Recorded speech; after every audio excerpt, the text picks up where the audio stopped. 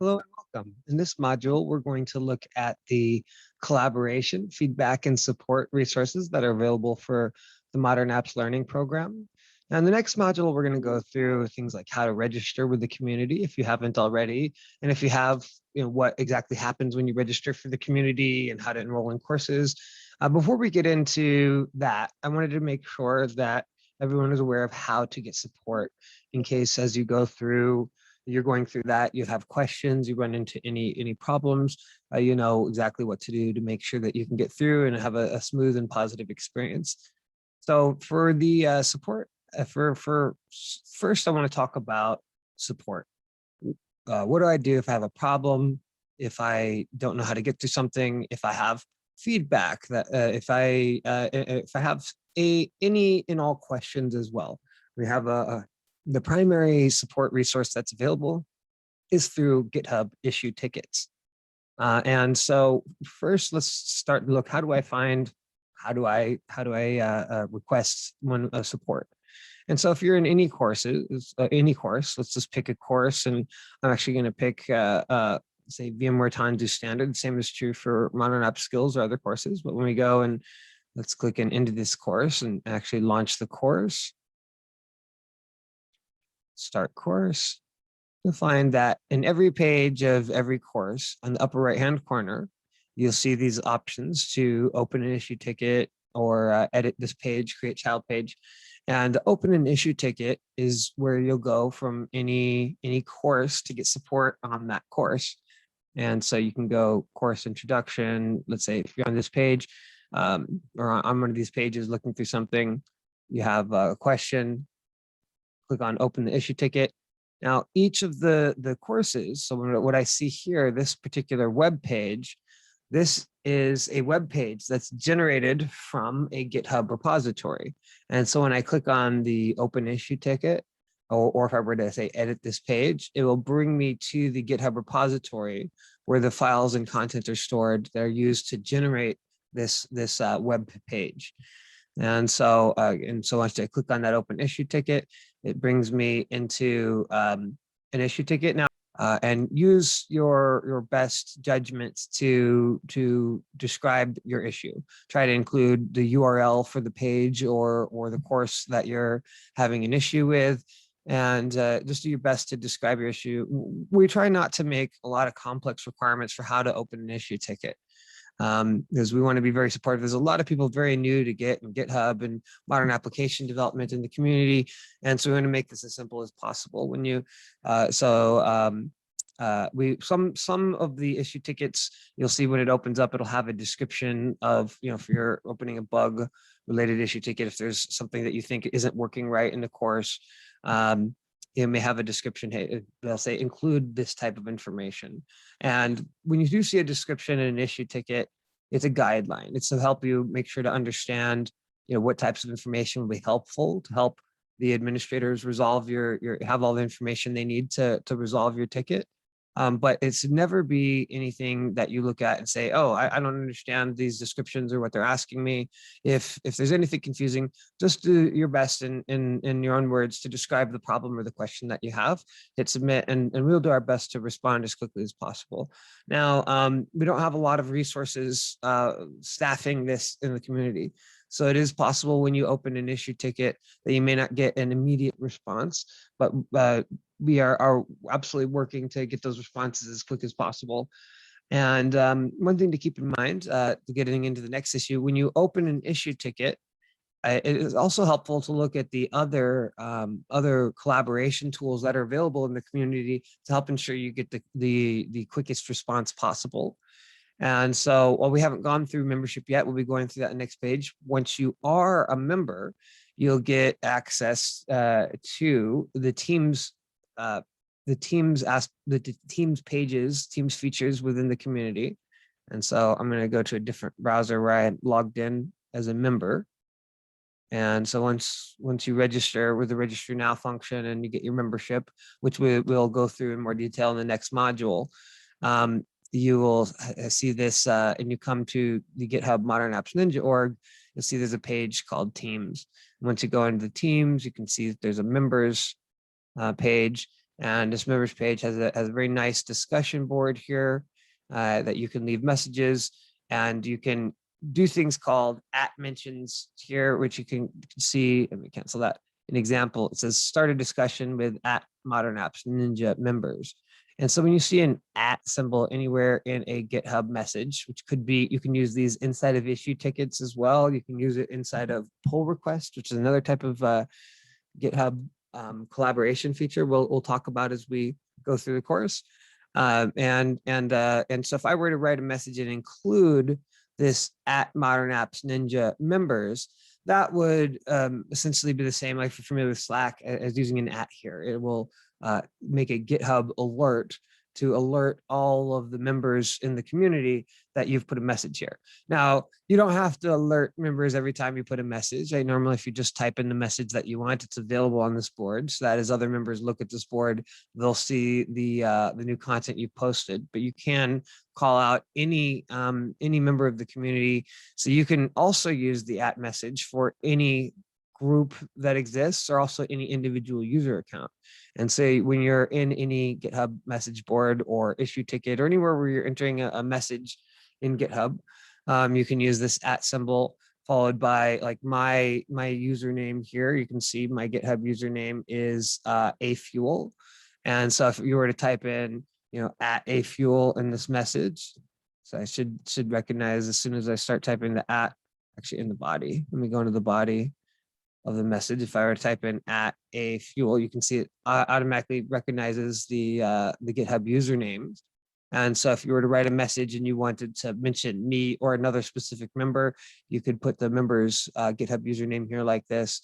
Another one that you can do is if you have an issue and you want to try to get support and you want to make sure you get our attention in case we may immediately notice that a new issue has been opened. A great way to draw attention to that would be like @ModernApps Ninja, and you can see here it's starting to fill in admins. And so from any board or issue ticket or pull request, you can do this @ModernApps Ninja admins team, and that will have a GitHub alert pop up for all of the people who are in the ModernApps Ninja admins group, such as myself.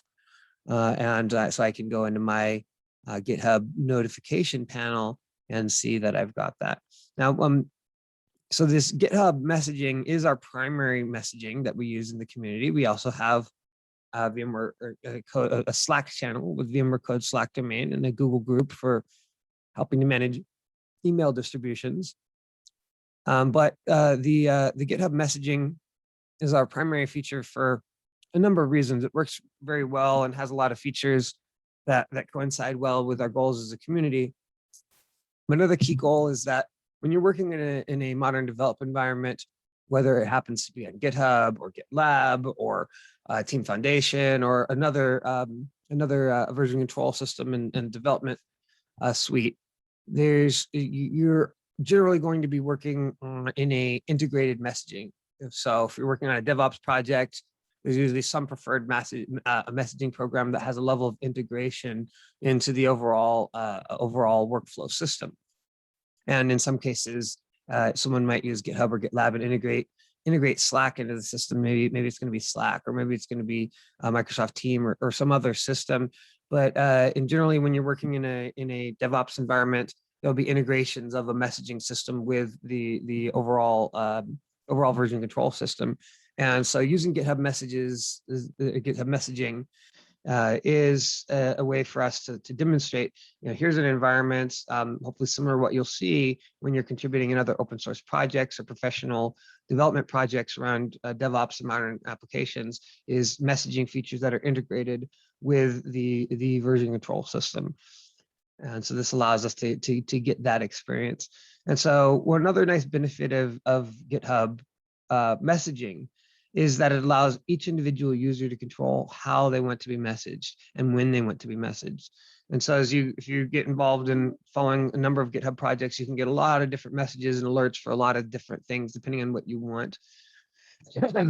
And when you're monitoring lots of things, just like your email inbox, these things can get very, very overwhelming. And another key thing is having that user control to control how I get alerted based on what happens is very important to me, because we know if we sign up for our community and a lot of people are posting messages and we're getting emails in our inbox constantly, that is difficult to manage, and it also can deter people from participating in the community.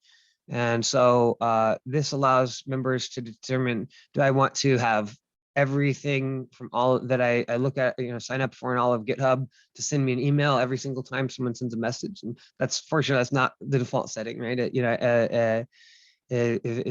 But you can go through and you can configure when and what messages do you want to have an email about. If somebody mentions your name specifically or a particular team, if some particular page or repository changes, you can go through and tune when you want to get emailed or how else you want to get notified. And you get started by that with your GitHub notifications panel. And we're not, the intent of this course is not to provide a thorough overview of all the features of GitHub collaboration features. We're going to provide an introduction, and there's a number of there's a tremendous amount of information provided by GitHub and educational assets and so on to help get more detailed information on these subjects. But you can see here, one of the things I really enjoy is, you can see I've got lots and lots. I'm a very, very, very active GitHub user and a community maintainer. So I have tons of GitHub messages, but right away I can see here if anywhere in any of the projects I participate in GitHub, as I'm looking right now, this is showing me the viewpoint from my account because I clicked on my notifications panel. Anywhere I have something assigned to me, I can see those show up in my assigned box. If there's some conversations threads that I've actively been participating on those, I can go to my participating. And other couple big ones here mentioned. If someone mentions my name specifically, I want to see that. And this helps me just hone in on the messages that do that. If someone mentions a team that I'm participating in and I want to just see those messages, I can click on the team mentioned. And likewise, if someone has submitted an update to one of our repositories and my review is needed, someone can mention my name in one of those pull requests, and the review requested will show up as review requested here for me. So I can very easily hone in and see. I can see a really big picture view if I want to go through lots of detailed information, but I can very, very easily and quickly hone in on the most pertinent clarifying filters to make sure that I can navigate through my life and all the different messages that are coming into GitHub.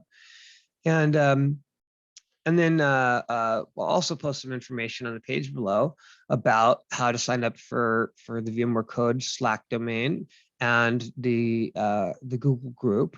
Both of those are secondary to GitHub messaging. So we recommend that as when you think about how do I message somebody or communicate with somebody, think about using GitHub first. Opening an issue ticket, because those are more closely monitored than anything else. Issue ticket helps us to make sure that someone does get to your issue, even if it's not immediately.